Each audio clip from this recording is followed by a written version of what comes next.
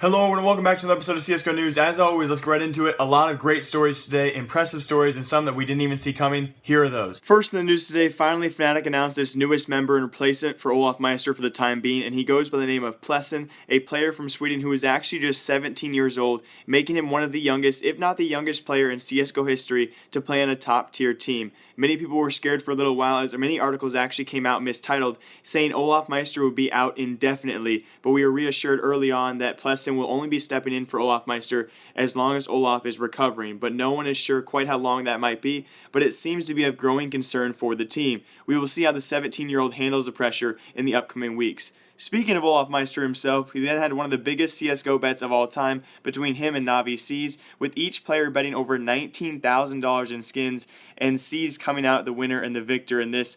I don't know, again, if it's one of those hoaxes where it's just kind of a shout-out, and I can't imagine this being a real bet or Seas actually taking away this many skins from olofmeister, but I honestly think it's just another one of those paid shout-outs. But believe what you want, guys. Also in the news just yesterday, we had Team Echofox come out, the pro team revolving around the popular streamer MoTV, as well as former Cloud9 member Sean Gares, announced that they will be having a huge roster change sometime soon in the future. All players besides Mo and Sean were actually warned and let know they could be cut in the next few weeks before the ECS major qualifier. Is Summit 1G a possible add-on for Echofox? And huge roster changes have been coming in, so any players could be added on to Team Echofox. It's going to be really crazy next week or so. Also in the news this week, Leafy actually hit 2 million subscribers. I thought it was kind of ironic that Keemstar congratulated him on that after they've been in so many feuds. But more importantly, guys, the biggest shock that happened just a couple minutes ago this morning before I was actually going to finish this video, Scream G2 came out on Twitter saying that they replaced Ex6TenZ with a player by the name of Bodyy, and they're playing their first game with him today, which is pretty crazy. Ex6TenZ being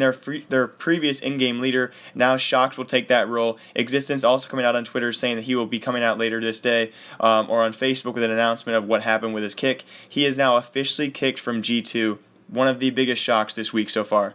Get it? Shocks? Yeah? No? Okay. So I really wanted to make this video to review all of the possibilities as to why AdreN was basically kicked by Team Liquid. Although we know he still remains on Liquid's roster till today, he will no longer be playing for Liquid and has been replaced by the team's longtime 6th-member Kusta. First off, we know going into MLG Columbus a few weeks ago, it was likely to be AdreN's last chance to prove himself a stable member of the team, as a roster lock had previously forced Kusta to play for his other team enemy and pushed Liquid to use AdreN in the MLG qualifying event. Because Liquid qualified for Columbus with AdreN in their roster, another form of roster lock occurred and they had to play the entire major with AdreN by their side. Again, they had to play with AdreN throughout the whole major, and although I say they had to play with him, Liquid may not have even made it to the semifinals without the great performances put on by AdreN. Yet even with amazing performances against CLG and Fnatic, AdreN has ended his career with Team Liquid. But there are more reasons than just a roster lock situation, aren't there? There has to be some reason behind that we don't actually know about. Some people think this situation between AdreN and Liquid Simple is the sole reason for the team's choice, saying that Liquid Simple actually disagree with AdreN right off the bat, and that's why they had to kick one or the other. Hiko was quoted multiple times in an interview during Columbus stating the following: "It's no secret that AdreN and Simple don't get along," and also saying Simple has a very strong attitude, something he needs to work on. And when speaking about their performance in MLG Columbus, he also stated, "I think it's been working as good, if not better, with AdreN in place of Kusta." So the possibilities for AdreN are definitely large at this point. As some of you know, he's been practicing and standing in for the North American TSM team, which is not near as good as the European TSM team used to be, and the chances of NA offers is substantially larger after his amazing performance in Columbus. As you all know, again, AdreN performed very, very well in MLG Columbus, as I've said before, so his NA offers have to be substantially larger than before.